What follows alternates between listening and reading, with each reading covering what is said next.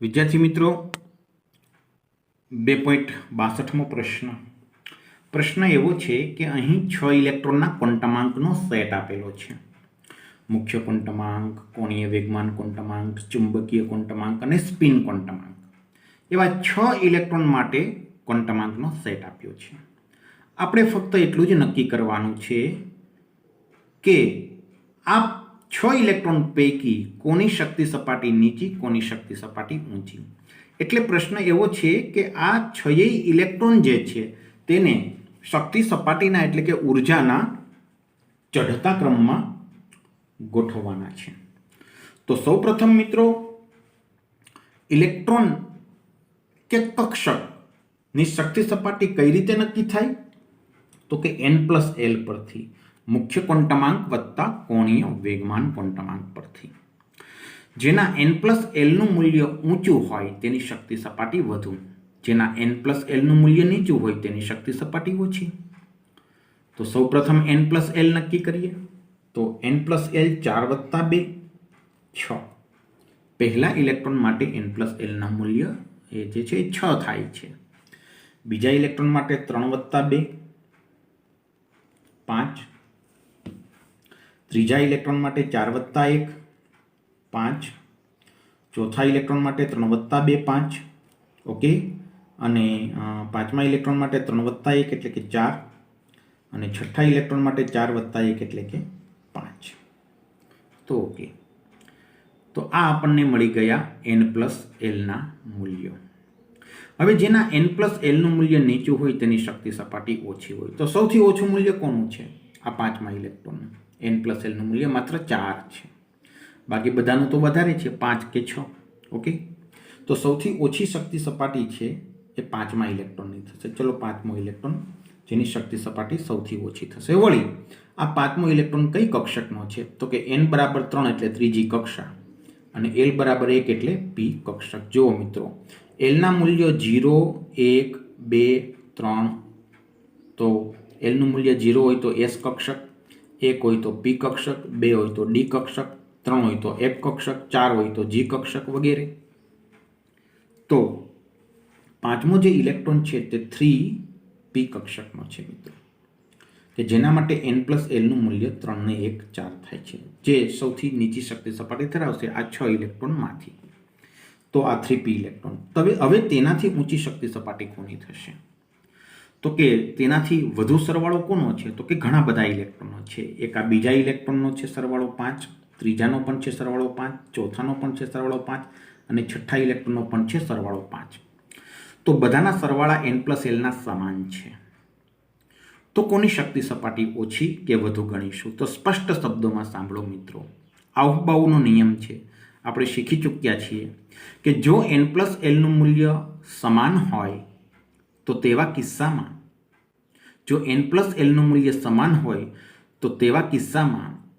જેના n નું મૂલ્ય ઓછું હોય તેની શક્તિ સપાટી ઓછી ગણવાની.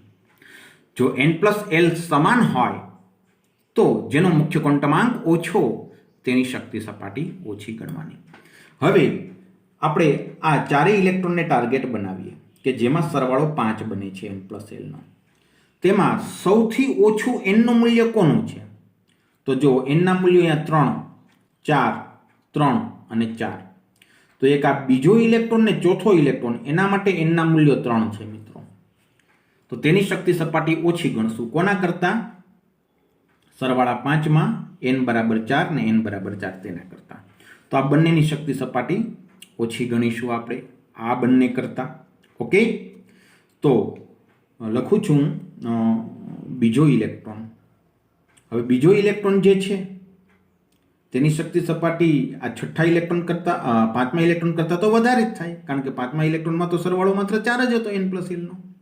હવે સરવાળો 5 આ બીજા ઇલેક્ટ્રોનનો. હવે એ કઈ કક્ષકનો છે? n = 3 એટલે ત્રીજી કક્ષા અને l = 2 એટલે d કક્ષક, એટલે કે 3d નો ઇલેક્ટ્રોન છે. ઓકે. હવે આપણે જોઈએ આ ઇલેક્ટ્રોન વિશે વાત કરી, એ પણ 3d કક્ષકનો છે મિત્રો. તો 3d ની શક્તિ સપાટી તો સમાન જ હોય. આ ઇલેક્ટ્રોન પણ 3d નો છે, જે ચોથા ક્રમનો છે. તો ચલો પાંચમા ક્રમના ઇલેક્ટ્રોન જેની શક્તિ સપાટી સૌથી ઓછી તેનાથી વધુ બીજા ઇલેક્ટ્રોનની, તેનાથી વધુ ચોથા ઇલેક્ટ્રોનની, બીજો ચોથો. હવે બાકી રહે છે આ ઇલેક્ટ્રોન ત્રીજો અને છઠ્ઠો, કે જેમાં n બરાબર 4 છે. તો તેની શક્તિ સપાટી આ બંને કરતાં તો વધારે જ હોવાની, બરોબર. હવે તેમાં n બરાબર 4 છે, પરંતુ l બરાબર બંનેમાં સમાન છે, એટલે બંનેની શક્તિ સપાટી સમાન થાય મિત્રો. તો ત્રીજો ઇલેક્ટ્રોન, છઠ્ઠો ઇલેક્ટ્રોન. ત્રીજો ઇલેક્ટ્રોન કઈ કક્ષકનો છે? તો 4p, કારણ કે l બરાબર 1 એટલે p, 4p ઇક્વલ ટુ છઠ્ઠો ઇલેક્ટ્રોન પણ 4p કક્ષક દર્શાવે છે, 4p. ચલો ઓકે મિત્રો, તો આ બંનેની શક્તિ સપાટી સમાન થઈ. ઓકે, હવે તેનાથી વધુ શક્તિ સપાટી, કારણ કે સરવાળો 5 હતો દરેકમાં, તેનાથી વધુ શક્તિ સપાટી પહેલા ઇલેક્ટ્રોનની થશે, કારણ કે તેમાં n+l નો સરવાળો 6 છે મિત્રો. તો સૌથી વધુ શક્તિ સપાટી થશે મિત્રો પહેલા ઇલેક્ટ્રોનની. એ પહેલો ઇલેક્ટ્રોન છે એ કઈ કક્ષક માટે છે? તો કે 4 અને l બરાબર 2, ચોથી કક્ષા, અને l બરાબર 2 એટલે d કક્ષક.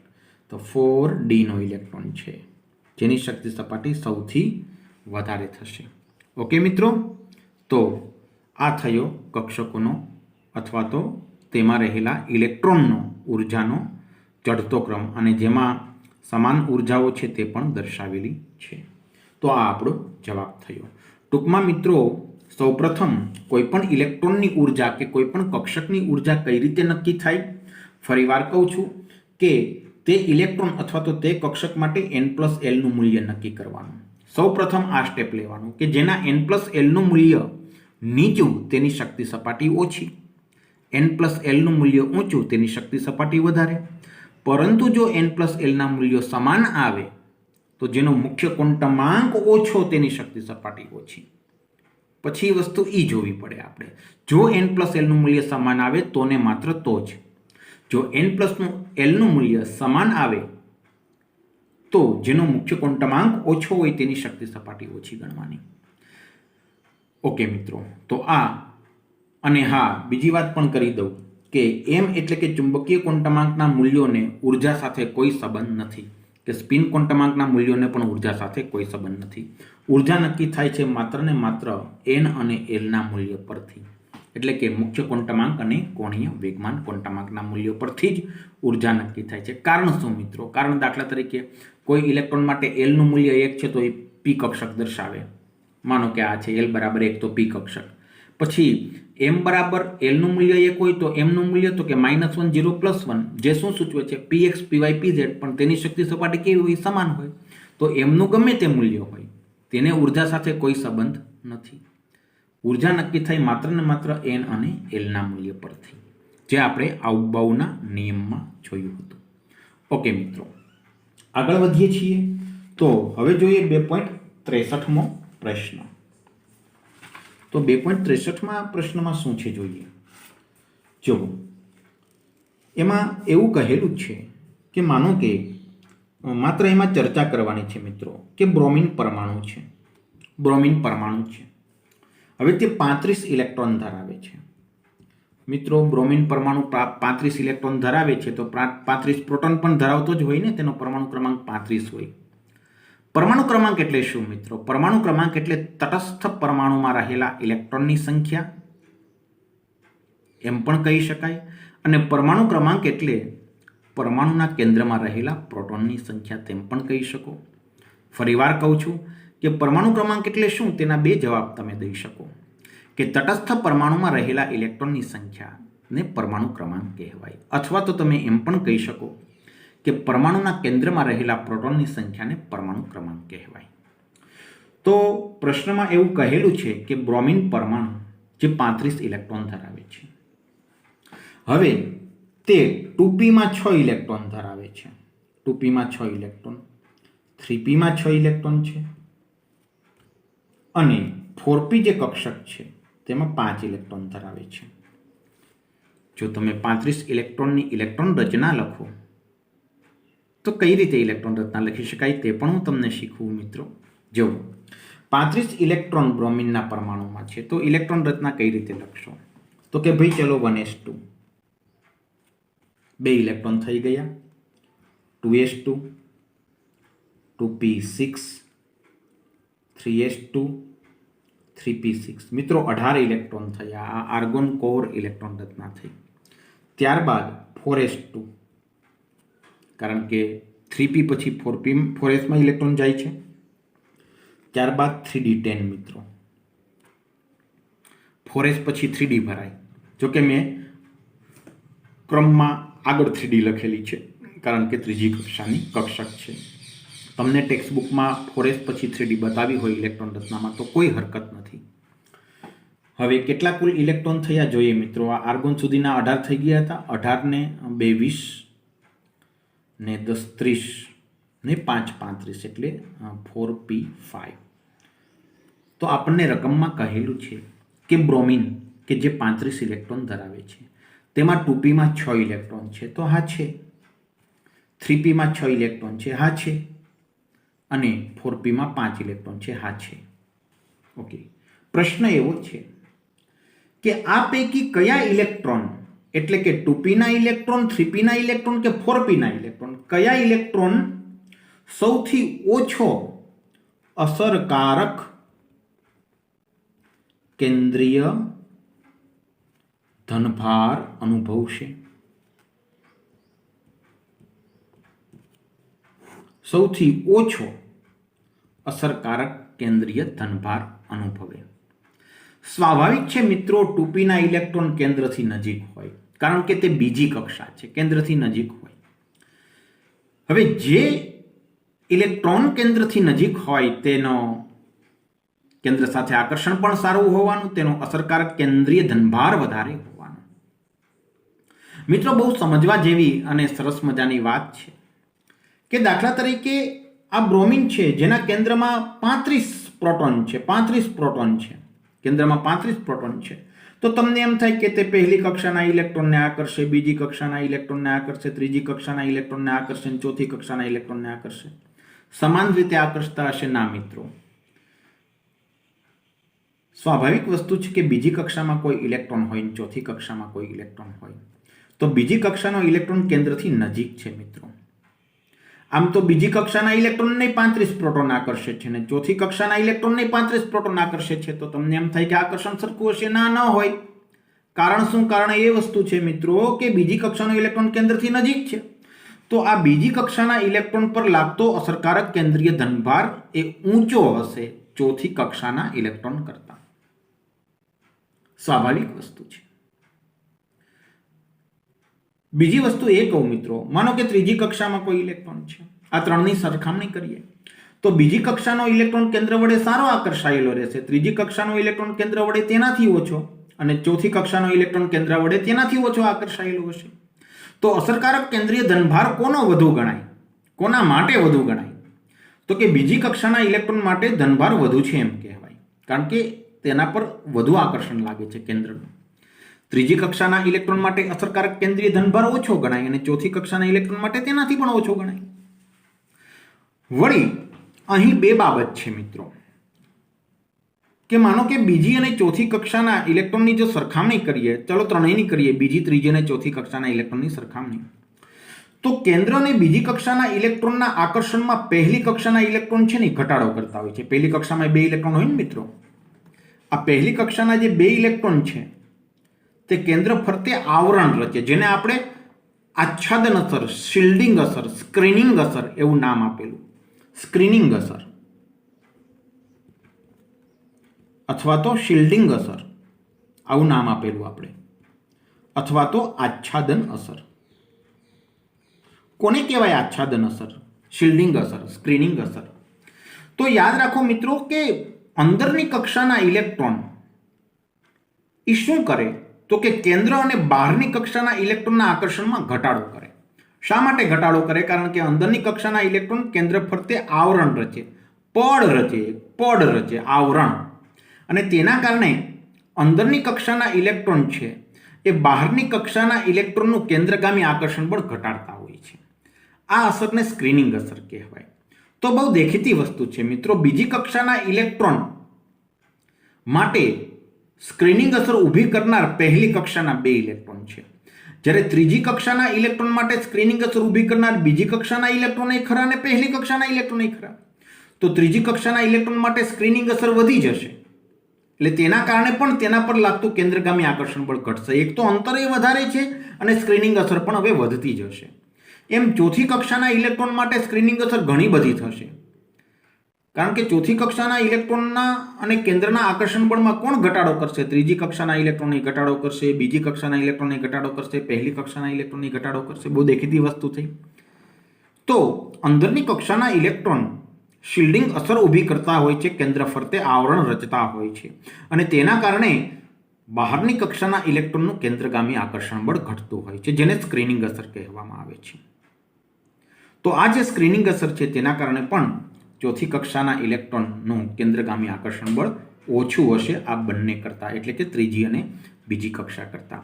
તો સ્વાભાવિક છે, આનો જવાબ સ્પષ્ટ છે કે 2pમાં રહેલા 6 ઇલેક્ટ્રોન, 3pમાં રહેલા 6 ઇલેક્ટ્રોન અને 4pમાં રહેલા જે 5 ઇલેક્ટ્રોન છે તે પૈકી સૌથી ઓછું કેન્દ્ર પ્રત્યે આકર્ષણ હશે 4pના ઇલેક્ટ્રોનને, કારણ કે તેને અંદરની કક્ષાના ઇલેક્ટ્રોન સ્ક્રીનિંગ અસર બતાવતા હોય છે અને વળી કેન્દ્રથી દૂર પણ છે. તો 4p કક્ષકના જે ઇલેક્ટ્રોન છે તેના માટે અસરકારક કેન્દ્રીય ધનભાર ઓછો અનુભવાશે. તો આ પ્રશ્નમાં જે મહત્વની ચર્ચા હતી તે આ બે બાબતની હતી: કેન્દ્રથી અંતર, તદુપરાંત સ્ક્રીનિંગ અસર, શિલ્ડિંગ અસર, આચ્છાદન અસર. આ ત્રણેય સમાનાર્થી શબ્દો છે. ઓકે, હવે 2.64મો જે પ્રશ્ન છે તેમાં પણ માત્ર ચર્ચા કરવાની છે. તેવું કહેલું છે કે જોડ આપેલી છે કક્ષકોની 2s અને 3s. આ એક જોડ આપી છે. બીજી જોડ આપી છે 4d અને 4f, અને ત્રીજી જોડ જે આપી છે કક્ષકોની તે છે 3d અને 3p. તેવું કહેલું છે કે નીચેની કક્ષકોની જોડમાંથી કઈ જોડ વધુ અસરકારક કેન્દ્રીય ધનભાર અનુભવશે? તો બહુ દેખીતી વસ્તુ છે મિત્રો. 2s કક્ષક ને 3s કક્ષક, તો કોણ નજીક હશે કેન્દ્રથી? 2s કક્ષક.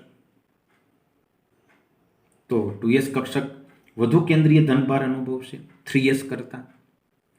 વળી 2s ને શિલ્ડિંગ અસર ઓછી નડશે, 3s ને વધારે નડશે, કારણ કે ત્રીજી કક્ષાની s કક્ષક છે તો તેને બીજી કક્ષાના ઇલેક્ટ્રોન શિલ્ડિંગ અસર ઊભી કરશે તેના માટે.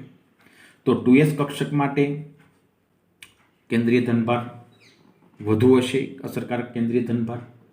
ઓકે, 4d અને 4f. તો મિત્રો d કરતા f કક્ષક કેન્દ્રથી દૂર હોય. જુઓ મિત્રો, s p d f શક્તિક્રમ આવો જ હતો. શા માટે આવો હતો? કારણ કે s કરતા p કક્ષક એકની એક કક્ષાની, માનો કે 4s, 4p, 4d અને 4f. તો 4s, 4p, 4d ને 4f, તો એમાં 4s કરતા 4p ની શક્તિ સપાટી વધુ, કારણ કે 4s કરતા 4p કેન્દ્રથી દૂર હોય.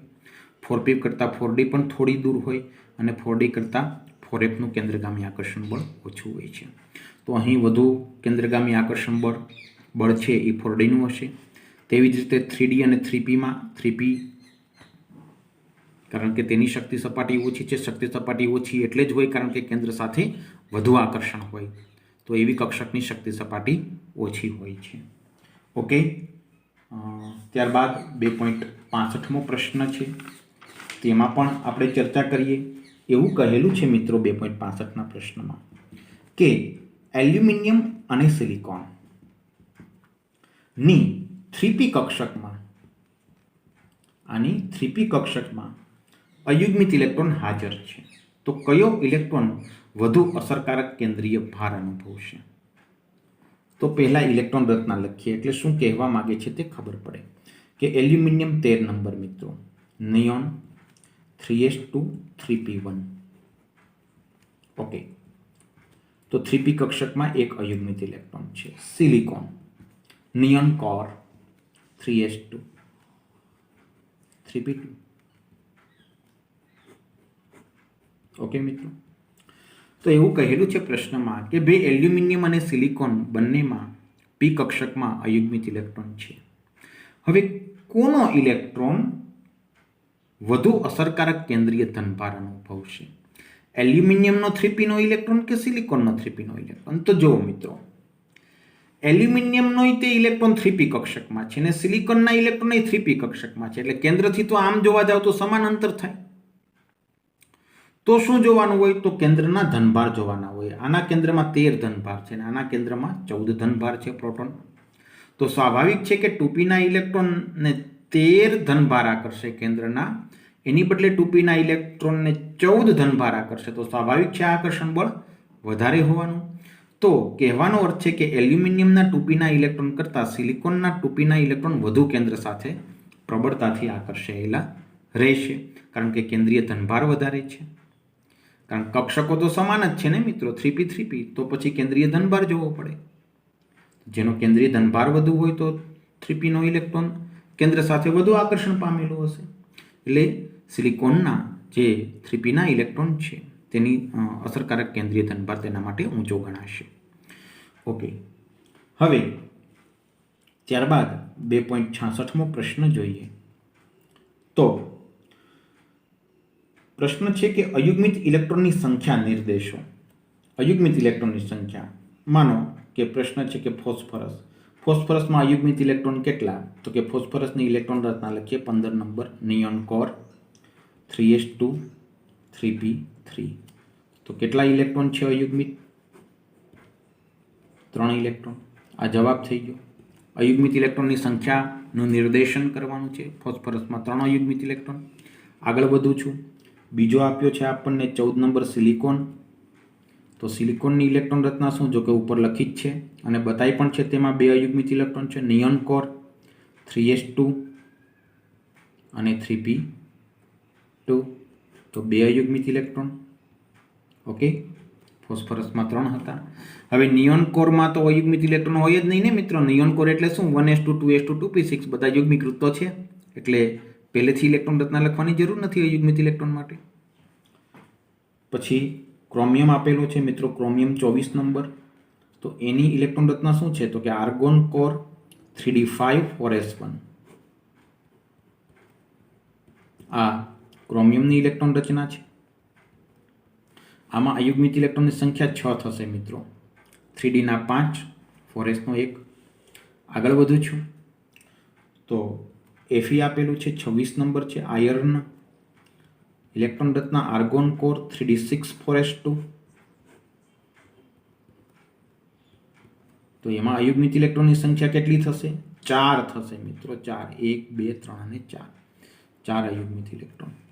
અને ત્યારબાદ છેલ્લે છે 36 નંબર ક્રિપ્ટોન. મિત્રો 36 નંબર ક્રિપ્ટોન. હવે 36માં તત્વની ઇલેક્ટ્રોન રચના તો તમે કહેશો કે આપણે તો 30 સુધી કરી છે, પણ કોઈ વાંધો નહીં. આર્ગોન કોર એટલે શું? તો કે 18 ઇલેક્ટ્રોન થઈ ગયા.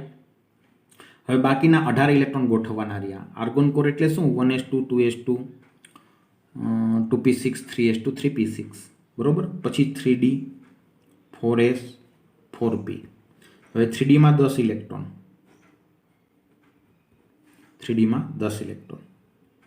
3d 10 4s2. તો કેટલા ઇલેક્ટ્રોન થયા મિત્રો?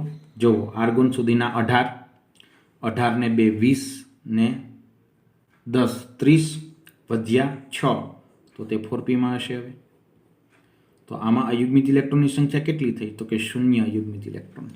એક પણ અયુગ્મિત ઇલેક્ટ્રોન નથી, બધા જ યુગ્મીકૃત ઇલેક્ટ્રોન છે. અને આ ઇલેક્ટ્રોન રચના થઈ ક્રિપ્ટોનની. Argon core 3d10 4s2 4p6. તો આમાં એક પણ ઇલેક્ટ્રોન અયુગ્મિત ન હોય, અયુગ્મિત ઇલેક્ટ્રોનની સંખ્યા 0 થશે.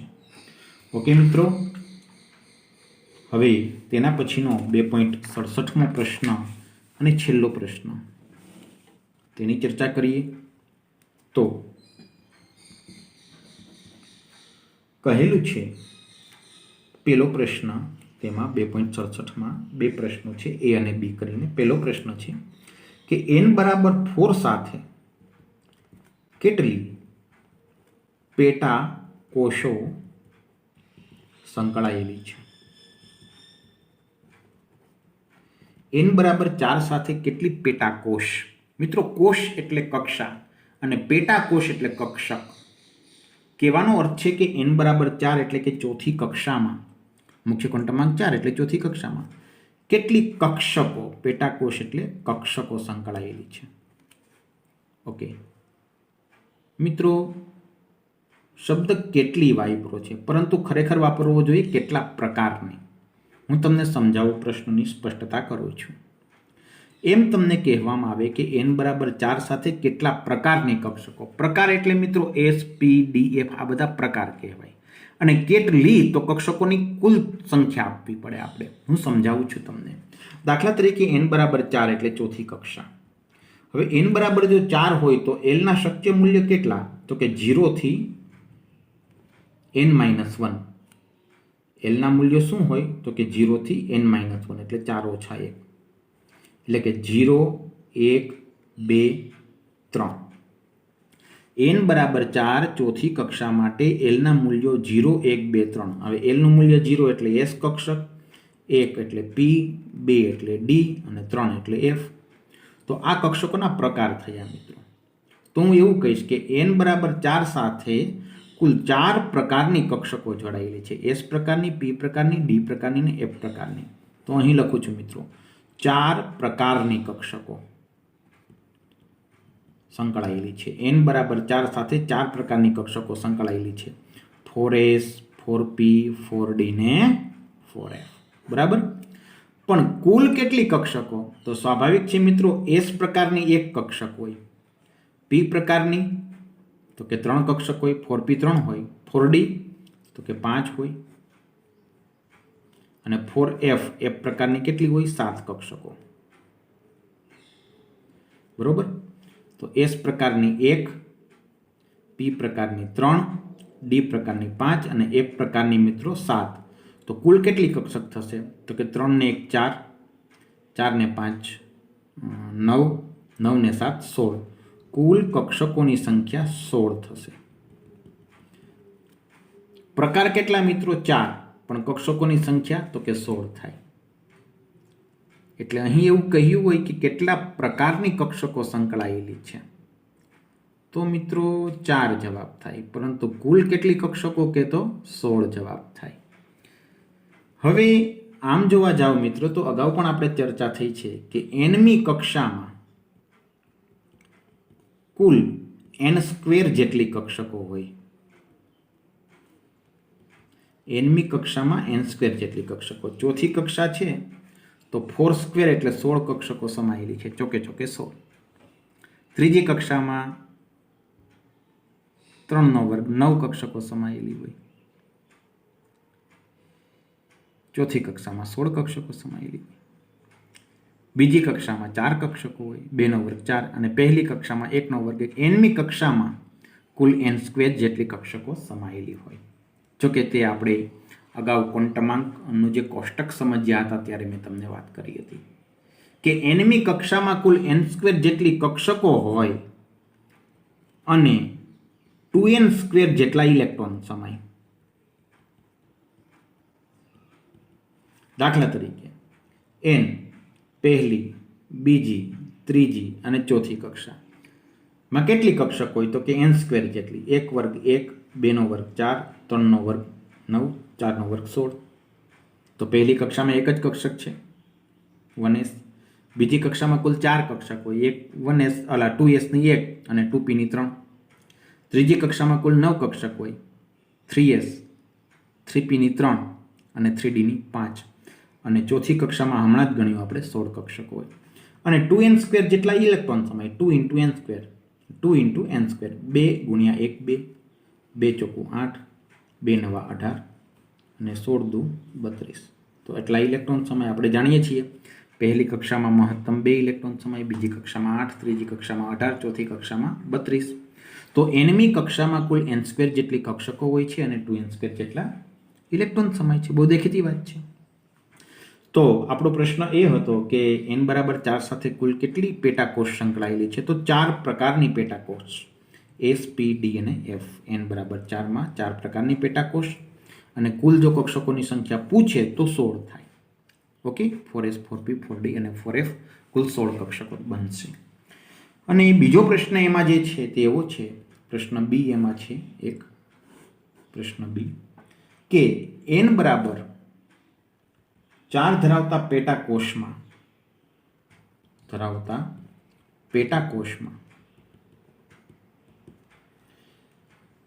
MS એટલે કે ચુંબકીય ક્વોન્ટમાંકનું મૂલ્ય, સ્પિન ક્વોન્ટમાંકનું મૂલ્ય, S સ્પિન ક્વોન્ટમાંકનું મૂલ્ય -1/2 હોય તેવા કેટલા ઇલેક્ટ્રોન હોય?